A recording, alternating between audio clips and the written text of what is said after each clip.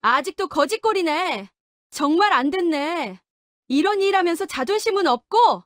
강남 고급 레스토랑에서 울려 퍼진 조롱의 목소리였습니다. 15년 만에 고등학교 동창회에서 벌어진 일이었습니다. 명품으로 치장한 동창들의 조롱이 쏟아졌습니다. 사람들은 그녀를 직업으로 판단했습니다. 하지만 아무도 몰랐습니다. 영수가 누구인지를, 그리고 자신들의 자녀들이 누구 덕분에 명문대에 다니고 있는지도요. 그 사실이 밝혀지는 순간 모두가 무릎을 꿇게 되는데 과연 무슨 일이 벌어질까요? 시청 전에 구독과 좋아요 꼭 부탁드립니다. 영상 제작에 큰 힘이 됩니다. 강남역 인근 대형 오피스텔의 지하 2층 직원용 로커룸은 한낮인데도 어두웠습니다. 천장 형광등 중 서너 개가 깜빡이고 있었고 낡은 로커들 사이로 곰팡내가 피어올랐죠. 정재인은 파란 작업복의 지퍼를 내렸습니다. 어깨 너머로 흘러내린 작업복에서 팔을 빼내는데 8시간을 일한 피로가 온몸에 묻어 있었습니다. 이제 7시였습니다. 저녁 시간이 되니 오피스텔의 직원들은 하나둘 내려올 시간이죠. 제인은 손수건으로 얼굴을 닦았습니다. 청소용 약품 냄새가 나는데도 시간이 없었습니다. 오늘은 고등학교 동창회가 있는 날이었거든요. 15년 만입니다. 정재인은 로커에서 살짝 구겨진 정장을 꺼냈습니다. 작은 거울 앞에서 정재인은 화장을 고쳐 바르기 시작했습니다. 손가락에 갈라진 살은 어떻게 해야 할까요? 이 자국들은 지우지 못했어요. 2시간씩 외벽을 청소하다 보면 손가락 끝이 갈라지는 건 당연했습니다. 특히 겨울이면 더했습니다. 물과 외풍에 노출된 손가락들은 마치 거친 나무 껍질처럼 변해갔죠. 머리는 깔끔하게 정리했습니다. 거울에 비친 모습을 본 정재인은 작게 한숨을 쉬었습니다. 나쁘지 않네. 잠깐 다른 사람이 된 기분이 들었습니다. 강남역 근처의 대형 호텔 로비는 샹들리에 빛이 찬란했습니다. 동창회는 5층 프라이빗 룸이었습니다. 엘리베이터에서 내린 정재인은 복도에 서 있었어요. 잠시 숨을 고르고 있었던 것이죠. 동창회. 15년이라는 세월이 정말 많은 것을 바꿔놨을 겁니다. 문을 열고 들어서자 먼저 웃음소리가 쏟아졌습니다. 오늘 누가 오긴 하나. 자리에 앉아있던 여성 중 한 명이 정재희를 발견하고 큰 목소리로 외쳤어요. 제이다? 와, 정말 오래간만이야. 그 여성은 박은희였습니다. 고등학교 때 같은 반에서 학생회장까지 맡았던 은희였죠. 지금은 변호사였습니다. 대형 로펌의 파트너 변호사라고 SNS 프로필에 적혀 있었어요. 명품 브랜드의 목걸이를 목을 두르고 있었습니다. 제이의 옆에는 최유진이 앉아 있었습니다. 고등학교 때 화장품을 만드는 프로젝트를 했던 그 유진이었죠. 지금은 자신의 뷰티 브랜드 대표였어요. 그리고 강하연도 있었습니다. 의대를 다니다 박사까지 받은 그 하연이었죠. 지금은 대학병원의 성형외과 전문의였습니다. 정재인은 빈자리에 앉았습니다. 웰컴 드링크가 세워져 있었어요. 다들 뭐하고 지내? 정재희가 물었습니다. 그 질문이 나오는 순간 마치 합주가 시작되듯이 모두가 자신의 성공담을 풀어놓기 시작했습니다. 은희가 가장 먼저 입을 열었습니다. 나는 로펌에서 파트너 변호사 일하고 있고 남편은 서울금융그룹의 임원진이야. 우리 딸은 지난달에 유럽 교환학생 프로그램에 합격했어. 전액 장학금으로 말이야. 그의 얼굴에는 자부심이 가득했습니다. 옆에 앉은 유진이 거들었어요. 나도 그런데 지난해 매출이 50억을 넘었어. 아직도 못 믿겠더라. 우리 아이 올해 대치동 유명 학원에 장학생으로 들어갔어. 입학사정관 전형은 이제 없어도 될 정도야. 하연도 말했습니다. 성형외과는 요즘 대세잖아. 우리 병원의 의료진도 30명을 넘었고 지난해 논문이 국제학회에서 상을 받았어. 아이도 준비 잘하면 서울대 의대 충분하고. 시간이 지날수록 정재희의 차례가 없었습니다. 모두가 자신의 이야기에 빠져 있었으니까요. 정재희는 잔에 담긴 음료를 들었다 내렸다를 반복했습니다. 어느 순간 은희가 정재희를 바라봤어요. 그런데 제이는 뭐하고 지내? 한 번도 안 물어봤네. 모든 시선이 제이에게 향했습니다. 순간이었어요. 공기가 압축되는 것 같았습니다. 제이는 깊게 숨을 들이마셨습니다. 나는 청소부로 일하고 있어. 그 말이 나오는 순간 테이블의 분위기가 싹 내려앉았습니다. 청소? 뭐라고? 은희의 얼굴이 한순간에 굳어졌어요. 다른 동창들도 마찬가지였습니다. 유진은 잔을 내려놓았고 하연은 눈을 깜빡거렸습니다. 그래, 오피스텔 청소원으로 일하고 있어. 고등학교 졸업 후에 대학은 못 가고 그 다음부터 일들이 맞지 않으면서 지금까지 이 일을 하고 있어. 정재희의 목소리는 담담했습니다. 하지만 내면은 흔들리고 있었어요. 오, 정말. 그래. 누군가는 해야 하는 일이니까. 정말로. 은희가 정재희의 옷을 한번 훑어봤습니다. 신발부터 가방까지 마치 가격대를 계산하듯이요. 그런데 대학은 안 나왔어? 아니면 어떤 사정이 있었어? 유진의 질문이었습니다. 형편이 안 좋았어. 아버지가 돌아가시고 어머니 혼자 날 키워주셨는데 고등학교 졸업 후에 일을 시작해야 했어. 제이는 이 말들을 여러 번 생각해 본 답변이었습니다. 모두가 이해한 듯한 표정을 지었어요. 그리고 그 표정 속에는 동정과 우월감이 섞여 있었습니다. 아, 그렇구나.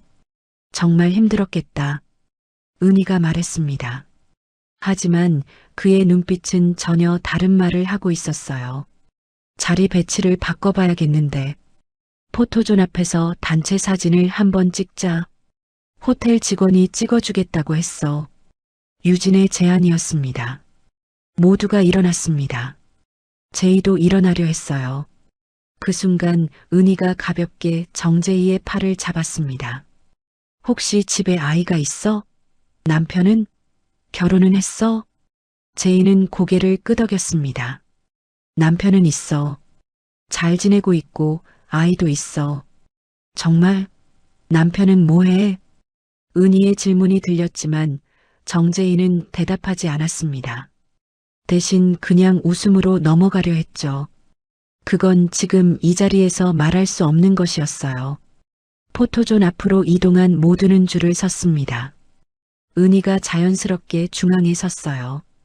다른 동창들도 그 주위를 둘러쌌습니다. 제이는 어느새 맨 뒷줄로 밀려나 있었습니다. 플래시가 터졌습니다. 한 번 더 찍자. 제이가 좀 더 나오게. 누군가의 목소리였습니다. 하지만 은희가 손을 들었어요. 괜찮아. 이 정도면 충분해. SNS에 올릴 건 이미 충분하고. 은희의 말에 다들 고개를 끄덕였습니다. 제이는 그렇게 프레임 밖으로 밀려났습니다. 사진 속에서 흐릿한 실루엣으로만 남게 된 거죠. 저녁이 깊어갈수록 제이는 입을 다물었습니다. 동창들은 계속 자신의 업적을 자랑했어요. 아이들의 성적, 남편의 직책, 집의 크기, 차의 모델명까지 모든 것이 비교와 경쟁의 대상이었습니다. 혹시 너도 우리 중에 누구한테 빌릴 돈이 있으면 말해. 우리 모두 같은 고등학교 출신이니까 서로 도와줄 수도 있지. 은희가 말했습니다.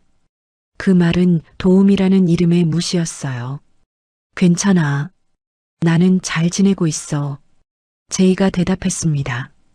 VIP룸의 시간이 흐르면서 정재희는 자신이 여기 없는 사람인 것처럼 느껴졌습니다. 모두가 자신을 보지 않았거든요. 혹은 보더라도 관심받게 대상으로 본 것이죠. 밤 11시 가까워졌을 때 제이는 일어섰습니다. 나 먼저 갈게. 내일 새벽에 일이 있어서. 벌써? 이제 다음 장소로 옮길 시간인데. 은희가 말했습니다. 고마워. 정말 오래간만에 봤어. 다들 좋은 시간 보내.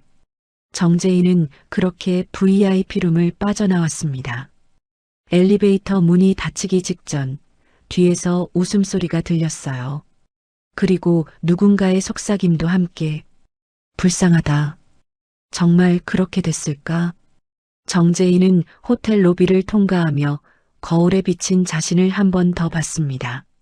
아무리 옷을 입고 화장을 해도 여전히 청소부처럼 보였어요. 그건 옷이나 화장의 문제가 아니었습니다. 택시는 강남대로를 지나고 있었습니다. 제이는 창밖으로 흐르는 야경을 바라봤어요. 빌딩들의 불빛이 여느 밤과 달라 보였습니다. 마치 자신과는 다른 세상처럼 말이죠. 40분 뒤 택시는 펜트하우스 단지 앞에 멈췄습니다. 정재희는 택시 요금을 결제하고 내렸어요. 보안 게이트를 지나며 얼굴 인식으로 본인을 확인했습니다. 지하 주차장은 조용했습니다. 고급 차들이 일렬로 정렬되어 있었죠. 제이가 올라탄 엘리베이터는 펜트하우스로 향했습니다. 50층의 최상층. 여기는 제이의 집이었어요. 문을 열고 들어서자 따뜻한 조명이 맞이했습니다. 거실 창으로 서울의 야경이 펼쳐져 있었어요. 저 밑에 강남역과는 전혀 다른 풍경이 여기서는 보였습니다. 이상우는 거실의 소파에서 노트북을 보고 있었습니다. 제이의 남편이었죠. 그는 노트북 화면에 집중하고 있었어요. 여보, 나왔어. 이상훈이 고개를 들었어요. 그의 눈에는 세심한 배려가 있었습니다. 어땠어? 동창회. 정재희는 신발을 벗고 소파에 앉았습니다. 그 순간 그의 눈에서 눈물이 맺혔어요. 오늘 동안 참았던 감정이 한 번에 쏟아진 것이었습니다. 예상했던 대로야. 아니면 더 심했을지도. 정재희는 그날 있었던 모든 일을 말했습니다. 동창들의 자랑, 자신의 직업을 밝혔을 때의 침묵, 포토존에서의 일, 밤새 들었던 무시의 말들까지. 이상우는 말없이 들었습니다. 정재희가 말을 다 마치자 그의 얼굴이 차갑게 변했어요. 우리 회사 직원이 너한테 그런 말을 했다고? 정재희가 고개를 끄덕였습니다. 박은희는 지금 로펌 파트너 변호사인데 남편이 우리 회사 임원이야. 그 사람 이름이 뭐더라? 박준호였나? 정재희의 기억이 맞는지 이상훈이 확인했습니다. 그의 손가락이 노트북 키보드 위에서 빠르게 움직이기 시작했어요. 맞아. 박은희 남편이 준호였어. 그 남편이 우리 회사 임원진이라고 자랑했어. 이상훈은 노트북 화면을 봤습니다. 그 화면에는 서울금융그룹의 임원 리스트가 떴어요. 박준호, 전략기획팀 부장, 1987년생. 그리고 그 아래에는 또 다른 정보가 있었습니다. 배우자 박은희, 직업 변호사, 딸 박민아, 나이 18세. 이상훈이 다시 검색했습니다. 울림재단, 그리고 수혜자 현황을 살펴봤어요. 정재희가 일어났습니다. 남편을 등 뒤에서 바라보고 있었죠. 여보, 뭐 하는 거야? 이상훈이 정재희에게 노트북 화면을 보였습니다. 이게 뭐야? 박민아가 울림재단 3년 연속 수혜자라고? 울림재단은 정재희가 5년 전에 만든 장학금 재단이었습니다. 재활용 사업의 수익금 전액으로 만들어진 거죠. 매년 500명의 학생들에게 등록금 전액을 지원하고 있었어요. 박은희의 딸도 그중 한 명이었던 것입니다. 아이가 우수했나 봐. 성적과 봉사활동이 뛰어나서 선발된 것 같은데. 정재희가 말했습니다. 이상우는 고개를 저었습니다. 박은희가 당신을 무시했다는 건 알지? 당신이 매일 새벽에 일어나서 벌어놓은 돈, 그 돈으로 당신의 아이가 전액 장학금을 받고 있어. 정재희는 남편의 말이 이해가 됐습니다. 하지만 복수하려는 마음은 없었어요. 그래도 그 애는 잘못이 없잖아. 이상훈이 정재희의 손을 잡았습니다. 당신이 맞아. 그 아이의 잘못은 아니야. 하지만 문제는 그게 아니야. 우리 회사 내에서 이런 일들이 얼마나 일어나고 있는지 생각해봐. 당신에게는 이게 우연 같겠지만 사실은 체계적인 차별이야. 이상우는 노트북을 다시 켰습니다. 화면에는 여러 문서가 떠올랐어요. 작년 인사평가 결과, 용역비 책정, 직원 만족도 조사까지 모두 떠올랐습니다. 그리고 빨간색으로 표시된 부분들이 눈에 띄었어요. 청소직과 경비직, 그리고 시설 관리직에 대한 차별. 이건 우리 회사 전체에 만연해 있어. 그리고 당신이 오늘 경험한 것처럼 이들은 사회 전반에서 존중받지 못하고 있어. 이상훈이 소파에서 일어섰습니다. 정재희, 내가 지금 모든 임원진을 소집할 거야. 일주일 뒤에 전사 세미나를 열 거고 그곳에서 우리가 무엇을 해왔는지 보여줄 거야. 정재희의 눈이 커졌습니다. 여보, 뭐 하는 거야? 이상훈이 제이의 양 어깨를 잡았어요. 당신이 남이 아니라 내 아내라는 것을 알려줄 거야. 그리고 당신의 일이 얼마나 존경받아야 할 가치 있는 것인지 보여줄 거야. 밤 11시 30분. 이상훈은 즉시 휴대폰을 들었습니다. 전화가 울렸어요. 비서실장이 받았습니다. 지금 바로 올 수 있나? 긴급 회의가 필요해. 응. 지금 당장. 밤 12시 30분. 서울금융그룹 본사 회의실은 침침한 밤 풍경 속에 불이 켜졌습니다. 이상훈의 호출에 응한 임원들이 하나둘 모여들고 있었어요. 인사팀장, 기획팀장, 마케팅팀장까지 모두가 놀란 표정이었습니다. 이 시간에 긴급 회의라니요. 무슨 일이 있으신 겁니까? 인사팀장이 물었습니다. 이상훈은 테이블 위에 노트북을 켜놓았어요. 우리 회사에 심각한 문제가 있다는 걸 오늘 확인했다. 모두가 침묵했습니다. 직업차별, 구체적으로는 청소직, 경비직, 그리고 외주 용역 직원들에 대한 체계적인 차별. 이상훈이 자료들을 하나씩 띄웠습니다. 작년 설문조사에서 청소직의 75%가 직업차별을 경험했다고 응답했어. 경비직은 89%, 시설관리직은 93%, 모두가 화면을 봤습니다. 그리고 문제는 이게 회사 내에만 국한되지 않아.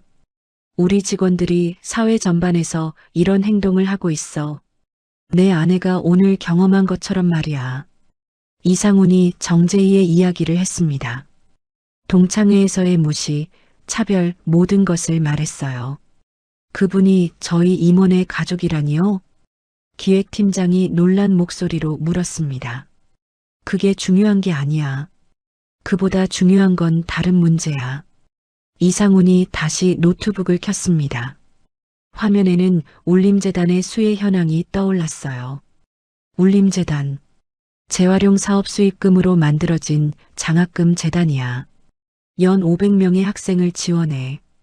이 중에 우리 회사 직원의 가족이 30명 포함되어 있어. 그 중에는 부장급 이상 임원의 자녀도 5명이 있어. 모두가 화면을 봤습니다. 이름들이 하나씩 떠올랐어요. 당신들의 자녀들이 받은 등록금. 그 돈이 어디서 나왔는지 알아? 침묵이 흘렀습니다. 우리 직원을 무시하고 차별한 사람들의 자녀들이 그 피해자의 수입으로 교육을 받고 있다는 거야. 이게 우리 회사가 가지고 있는 모순이야. 이상훈의 목소리는 낮았지만 단호했습니다. 그래서 나는 결정했다. 일주일 뒤에 전사 세미나를 개최할 거야. 규모는 3,000명으로 확대하고 외부 언론도 초청할 거야. 주제는 직업의 품격과 존중의 가치야. 모두가 놀랐습니다. 그리고 당신들 중에 당신들의 자녀가 이 재단의 수혜자라면 미리 알고 있어야 해. 그 아이의 장학금이 어디서 나오는지 알려줘야 해. 회의는 새벽 3시까지 이어졌습니다. 이상우는 일주일간의 플랜을 짰어요. 직원 전수조사, 차별 사례 수집, 세미나 자료 준비까지 모든 것이 이상훈의 주도 아래 시작되었습니다. 정재인은 거실 창가에서 서울의 야경을 봤습니다. 밤은 여전히 깊었지만 새벽이 가까워 오고 있었어요. 몇 시간 뒤에는 자신이 새벽 일어나 청소를 해야 할 시간이었습니다. 상훈이 거실로 나왔습니다. 괜찮아? 쉴 시간이 없겠는데. 정재희가 물었습니다. 이상훈이 정재희의 옆에 앉았어요. 당신이 평소에 하는 말 있잖아. 내일이 얼마나 중요한지 모르는 사람들이 많다고. 그 사람들에게 보여줄 차례야. 정재희는 남편의 손을 잡았습니다. 만약 이렇게 해서 뭔가 바뀐다면 그것만으로도 충분할 거야. 정재희의 눈빛에는 희망이 담겨 있었습니다. 15년을 참아온 그 눈빛 말이에요. 서울금융그룹 본사의 분위기는 전혀 달랐습니다. 평소 같으면 직원들이 자신의 업무에만 몰두했겠지만 지금은 달랐어요. 인사팀의 전화기는 쉬지 않았고 기획팀의 직원들은 밤샘을 거듭했습니다. 인사팀장의 사무실에는 두꺼운 바인더들이 쌓여 있었어요. 각 부서별 직원들의 설문 응답지였습니다. 직업 차별 경험에 관한 조사였죠. 청소팀 직원 92명 중 82명이 직업 비하 발언을 경험했습니다. 경비팀 64명 중 57명, 시설관리팀 38명 중 35명. 숫자로 표현되자 현실이 더욱 명확해졌어요. 그 중에는 구체적인 고백들도 있었습니다. 임원진 앞에서 청소복 입은 사람 취급을 받았습니다. 아침마다 직원들에게서 무시당합니다. 마치 투명 인간 취급하듯이요. 고장난 냉동고를 고칠 때 좀 빨리 해라고 구박하는데 부품이 없어서 주문받은 지 사흘이 걸렸습니다. 말 한 번 없이 계속 재촉했어요. 기획팀은 각 부서의 휴게실을 조사했습니다. 임원진이 쓰는 라운지와 청소팀, 경비팀이 쓰는 휴게실은 너무나 달랐어요. 임원 라운지는 고급 가구와 최신식 가전제품으로 가득했습니다. 100만 원대의 커피 머신, 수백만 원대의 소파, 신문과 잡지들이 정렬되어 있었죠. 반면 청소팀 휴게실은 찢어진 소파, 고장난 정수기, 곰팡이 핀 벽이 전부였습니다. 선풍기도 고장난 지 3개월이 됐다고 했어요. 기획팀장이 사진을 찍고 있었습니다. 그는 이 자료들을 모두 모으고 있었어요. 이건 뭔가 다른 차원의 문제 같은데. 기획팀장이 중얼거렸습니다. 그의 옆에 있는 직원이 고개를 끄덕였어요. 한편 박은희의 사무실에는 뭔가 이상한 기운이 흐르고 있었습니다. 오늘따라 전화가 자주 울렸거든요. 박은희 변호사님, 여기 투자회사인데 협력사 계약 갱신건으로 말씀드리려고요. 네. 계약을 더 이상 진행하기 어려울 것 같아서요. 윤리사항 때문에. 박은희의 얼굴이 굳어졌습니다. 이건 전혀 예상 못한 전개였거든요. 그 뒤로 여러 건의 협력사 계약 취소 연락이 더 들어왔습니다. 모두 같은 이유였어요. 윤리. 박은희는 곧장 남편인 박준호에게 전화를 걸었습니다. 여보, 뭔가 이상한데? 오늘따라 일감이 줄어들고 있어. 협력사들이 자꾸 계약을 취소하고 있어. 박준호의 목소리가 들렸습니다. 나도 마찬가지야. 회사에서 뭔가 크게 일어나는 것 같아. 긴급 회의라고 했던데. 아, 잠깐. 나한테도 메일이 왔네. 박준호가 메일을 읽는 소리가 들렸습니다. 그리고 순간 그의 목소리가 변했어요. 뭐라고? 뭐야? 뭐가 들어왔어? 박준호가 메일을 읽었습니다. 화면에는 이렇게 적혀 있었어요.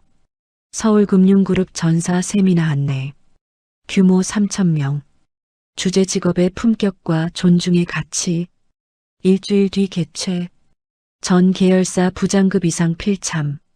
박은희와 박준호는 이 안내문의 의미를 바로 파악했습니다.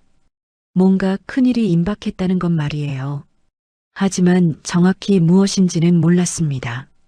한편 제이는 여전히 새벽 5시에 일어나고 있었습니다. 그 일주일간 달라진 건 없었어요. 건물 외벽을 청소하고 로비를 닦고 도어를 닦았습니다. 매일 똑같은 일을 반복했죠. 하지만 동료 청소원들 사이에는 뭔가 다른 분위기가 흐르고 있었습니다. 들었어? 우리 회사 회장이 뭔가 크게 하려고 한다던데. 한 청소원이 말했습니다. 그게 우리랑 무슨 상관이야? 옆에 청소원이 물었어요. 뭐 모르겠지만 긍정적인 일인 것 같아. 요즘 임원들도 다들 뭔가 쩔쩔맸거든. 이상우는 매일 밤 임원들과 회의를 열었습니다.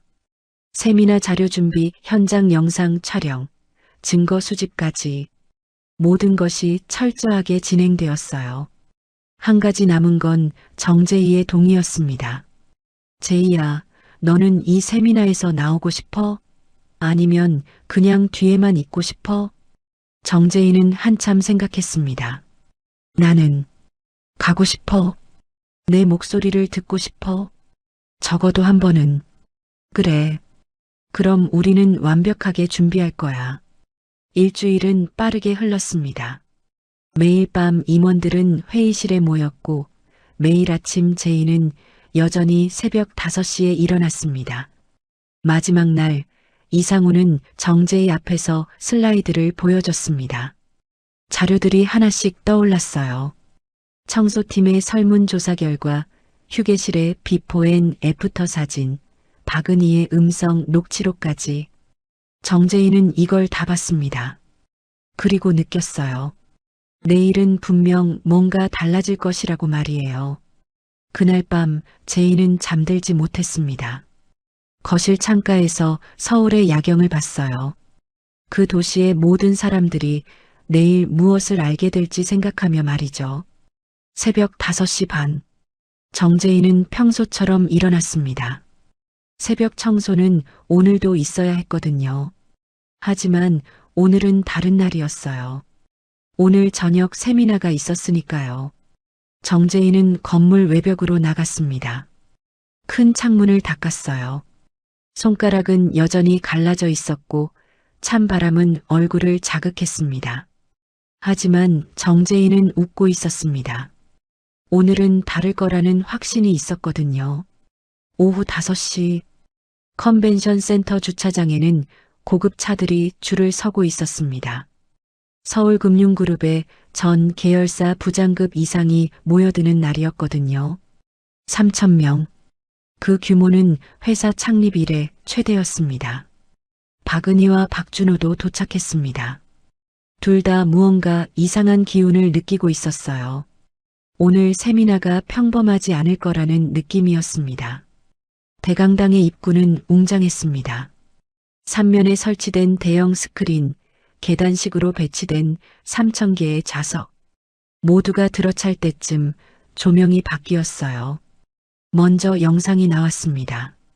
새벽 5시의 도시, 어두운 하늘 아래 사람들이 움직이고 있었습니다. 청소원이 건물을 닫고 경비원이 순찰을 돌고 시설관리사가 기계를 점검했어요. 그 영상 위로 음악이 흘러나왔습니다. 감동적인 음악이었어요. 마치 영웅들의 일상을 보여주는 듯한 느낌의 음악이었습니다. 영상이 끝나고 무대가 밝아졌습니다. 이상훈이 서 있었어요. 그의 얼굴은 진지했습니다. 오늘 우리는 불편한 이야기를 하려고 합니다. 그의 목소리가 3,000명의 귀에 들어갔습니다. 우리 회사에서 일어나고 있는 일 중에서 가장 심각한 문제를 말할 겁니다. 대형 스크린에 자료가 떴습니다. 설문조사 결과였어요. 숫자들이 크게 표시되었습니다. 청소직 직업 비하 경험률 92%, 경비직 89%, 시설 관리직 93%, 강당 내에서 웅성거림이 나왔습니다. 모두가 놀랐거든요. 우리의 직원들이 이렇게 높은 비율로 차별을 경험하고 있습니다. 그리고 이건 단순한 개별 사건이 아닙니다. 체계적이고 구조적인 차별입니다. 이상훈이 다음 슬라이드를 띄웠습니다. 이번엔 음성 녹취록이 나왔어요. 여기 있는 것은 우리 임원들이 한 말입니다. 익명으로 처리했지만 모두 실제 발언들입니다.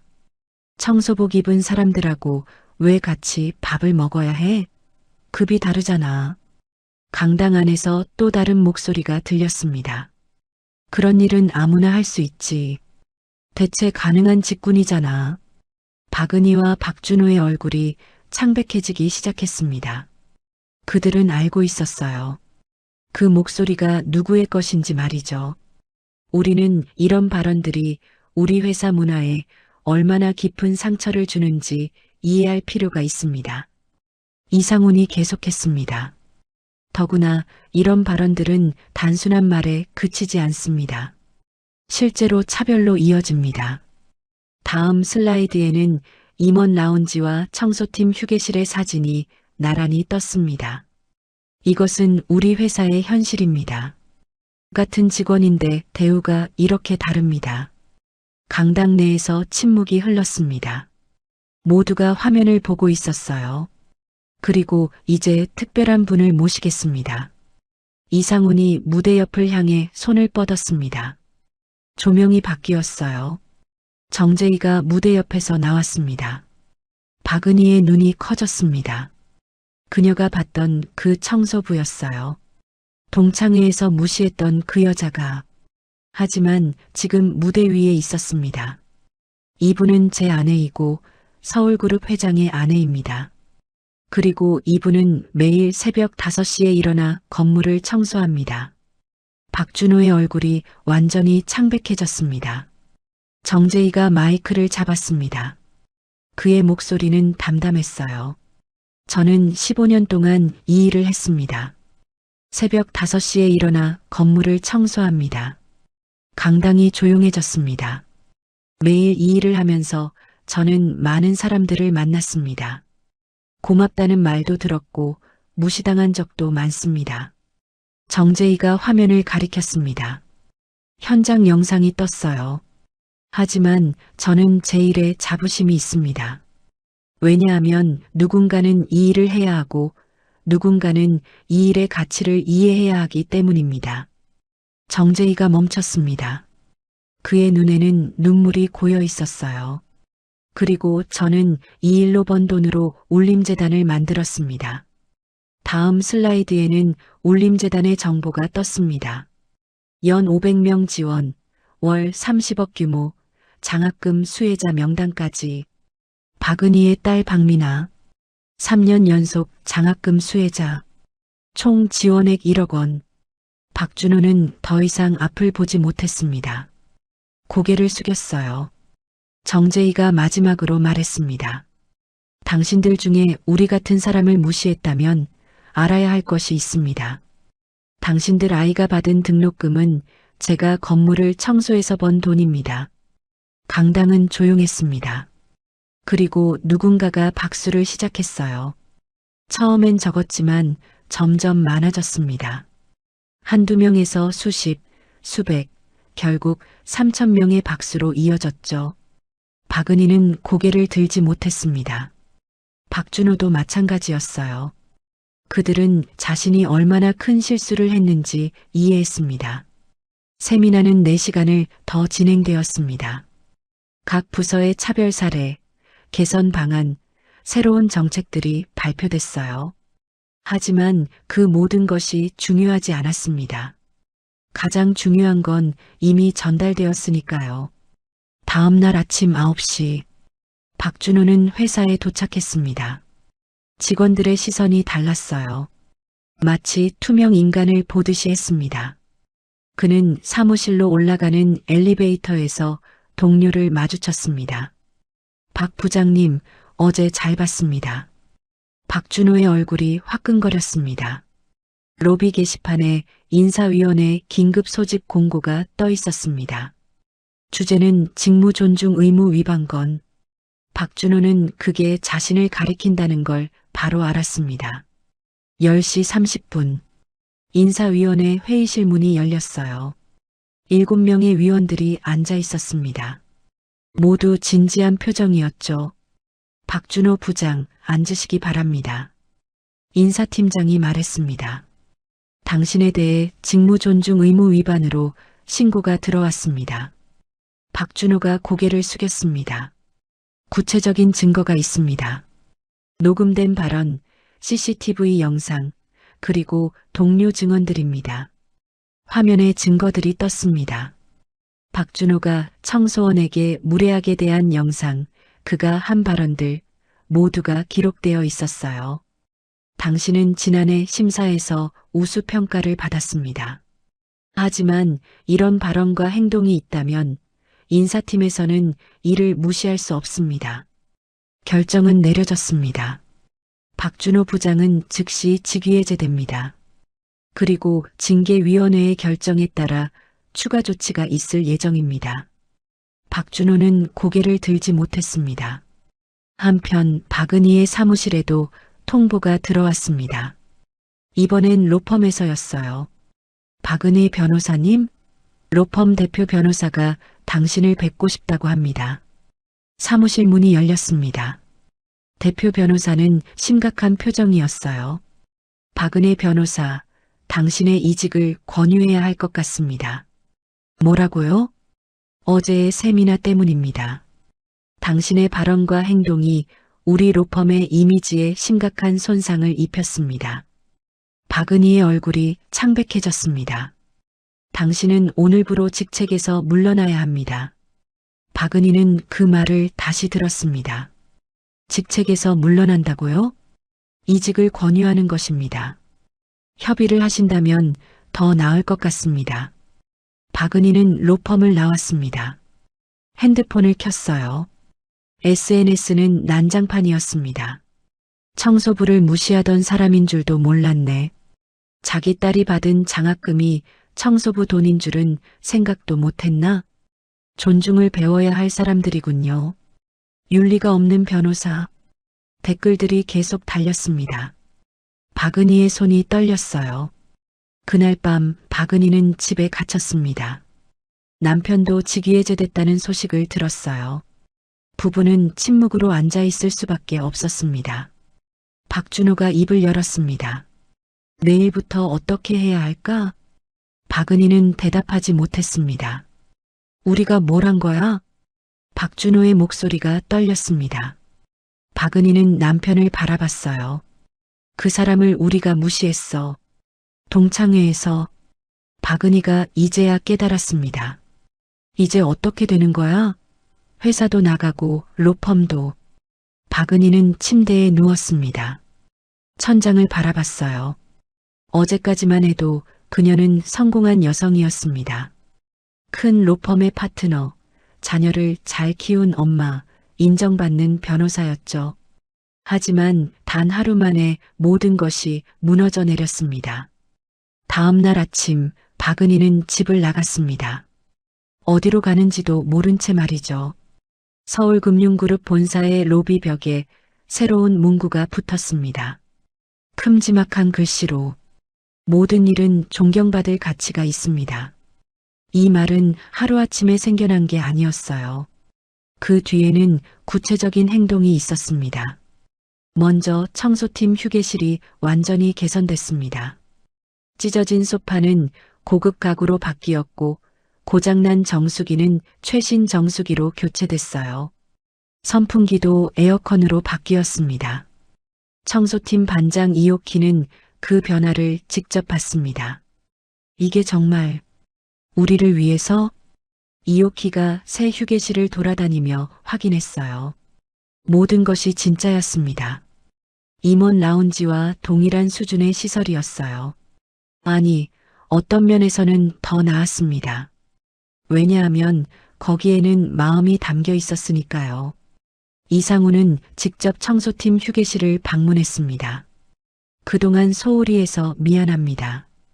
그의 말에 청소팀의 직원들은 눈물이 맺혔어요. 앞으로 우리는 다르게 하겠습니다. 정말 모두가 한 팀으로 일하겠습니다. 안전용품도 교체됐습니다. 고급 장갑, 최신 안전조끼, 보호 안경까지 모든 청소원들이 새로운 용품을 받았어요. 그리고 급여 인상이 발표됐습니다.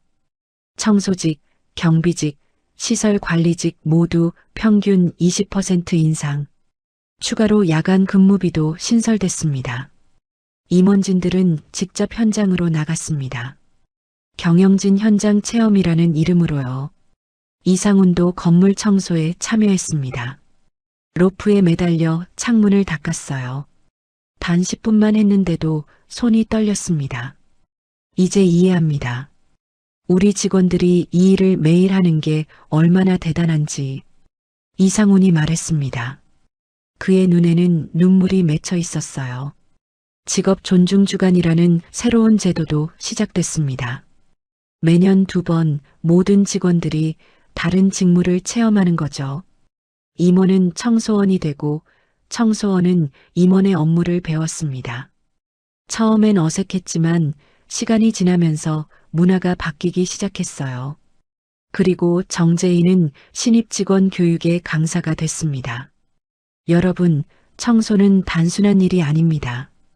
이건 도시의 기초를 만드는 일입니다. 이 일이 없으면 아무것도 돌아가지 않습니다. 정재희의 강의를 듣는 임원들의 표정은 진지했습니다. 저는 15년을 이 일을 했습니다. 처음엔 어렵고 힘들었지만 지금은 자랑스럽습니다. 왜냐하면 이 일이 가치 있다는 걸 알았기 때문입니다. 강의가 끝난 후 한 신입 임원이 정재희에게 다가왔습니다. 감사합니다. 저는 지금까지 틀렸던 것 같습니다. 정재희가 웃었습니다. 지금이라도 깨닫은 것 같으니 다행입니다. 언론도 이 변화를 보도했습니다. 기사들은 한두 개가 아니었습니다. 수십 개, 수백 개의 기사가 나왔어요. 그리고 그 영향은 다른 회사들로 확산되기 시작했습니다. 다른 대기업들도 따라하기 시작했거든요. 청소 직원 복리 개선, 직업 존중 교육, 현장 체험 프로그램까지 말이죠. 사회 전체에서 뭔가가 바뀌고 있었습니다. 정재희는 여전히 새벽 5시에 일어났습니다. 하지만 이제 동료들이 다르게 봤어요. 사장님, 오늘도 수고하세요. 청소원이 인사했습니다.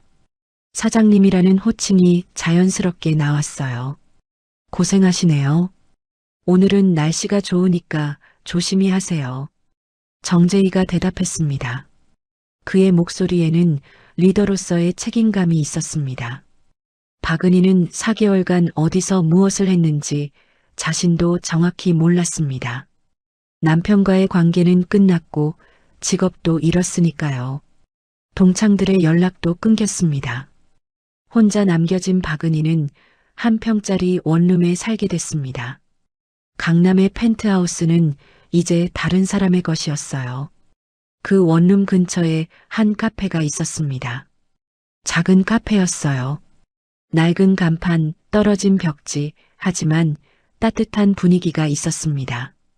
박은희는 그 카페의 사장을 찾아갔습니다. 일을 구하시는 건가요? 사장이 물었습니다. 네, 여기서 일하고 싶습니다. 박은희의 얼굴을 사장이 한번 훑어봤어요. 하지만 질문하지 않았습니다. 그럼 내일부터 와요.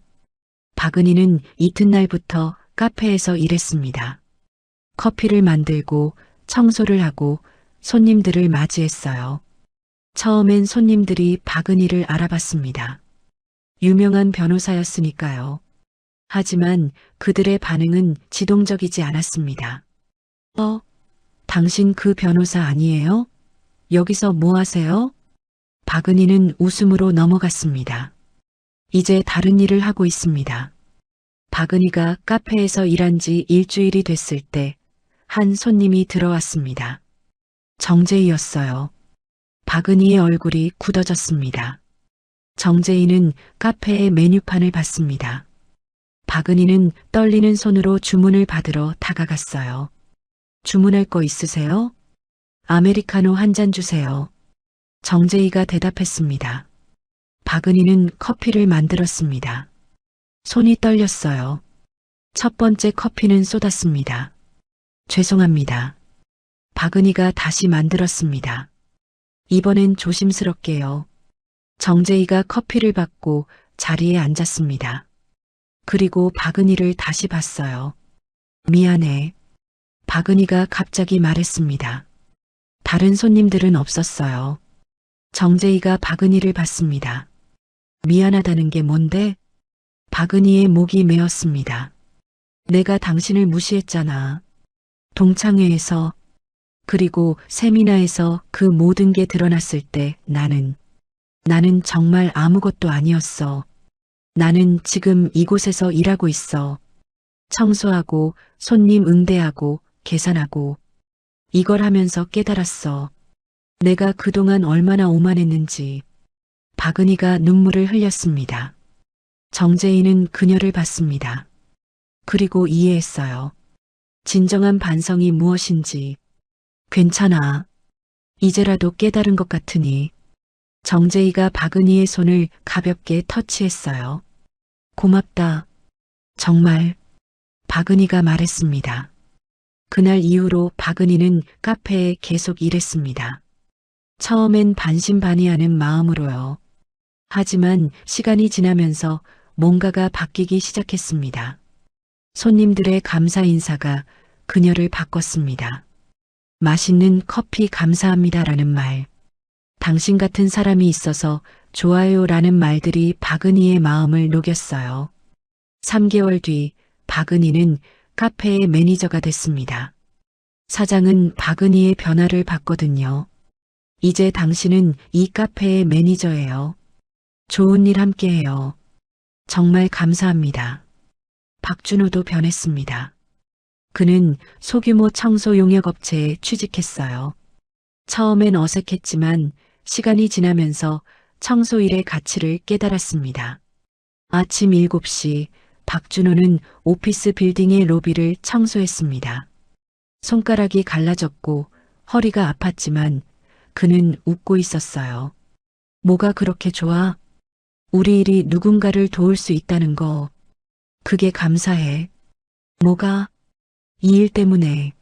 내가 뭔가를 배웠어. 박준호의 표정에는 진정한 평화가 있었습니다.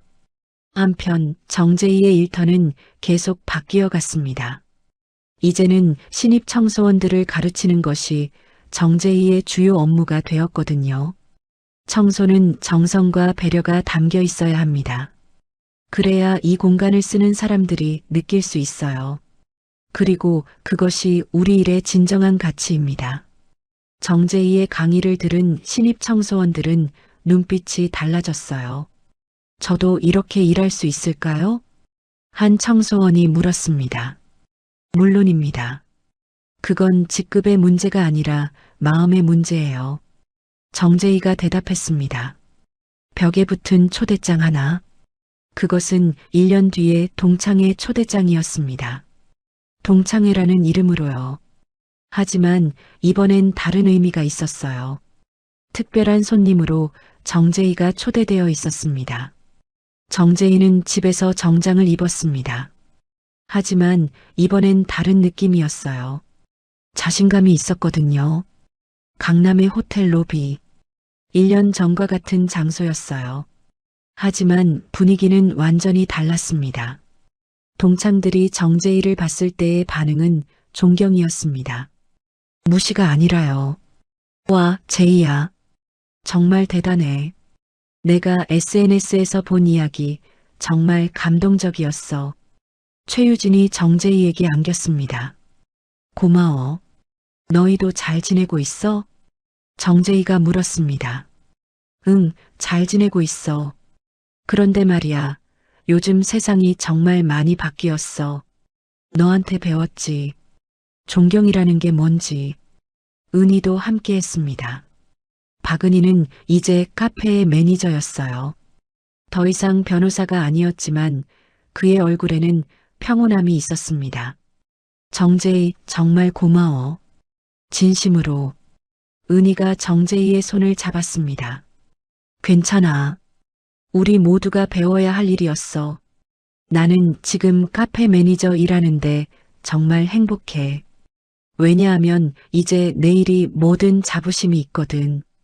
은희가 말했습니다. 세미나 이후 서울금융그룹은 그 분야에서 모범이 되었습니다. 다른 기업들도 따라했고 사회 전체에서 직업 차별에 대한 인식이 바뀌기 시작했어요. 청소원의 아이들도 더 이상 자신의 부모를 부끄러워하지 않게 됐습니다. 오히려 자랑했어요. 내 엄마는 건물 청소원이야. 그런데 정말 대단해. 매일 새벽에 일어나서 건물을 청소해. 학교에서 한 학생이 자기소개했습니다. 다른 학생들의 반응은 존경이었어요. 우와, 정말? 그거 엄청난데? 맞아. 그래서 더 존경해. 정재희는 여전히 새벽 5시에 일어났습니다. 하지만 이제 그 일은 더 이상 낮춰지지 않는 일이 됐어요. 대신 존경받는 일이 됐습니다. 강의 요청도 많아졌습니다. 학교, 기업, 재단에서 모두 제의를 초대했거든요. 정재희는 모든 강의에서 같은 말을 했습니다. 존경은 지위에 대한 것이 아닙니다. 그건 일의 가치, 그리고 그 일을 하는 사람의 마음에 대한 것입니다. 우리가 해야 할 일은 모든 직업을 존경하는 문화를 만드는 것입니다. 3년이 지났습니다. 서울금융그룹은 이제 직업 존중에 관한 한 모범 기업이 되었어요. 정재희는 이제 청소원 복지를 위한 비영리 재단의 이사장이 되었습니다.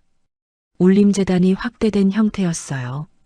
하지만 정재희는 여전히 매주 한 번은 건물 외벽을 직접 청소했습니다. 그건 자신의 정체성이었거든요. 그리고 그 모습을 보는 신입 직원들은 배웠습니다. 박은희의 카페는 유명해졌습니다. 뉴스에도 나왔어요. 변호사에서 카페 매니저로 행복을 찾다라는 제목으로요. 박은희는 인터뷰에서 이렇게 말했습니다.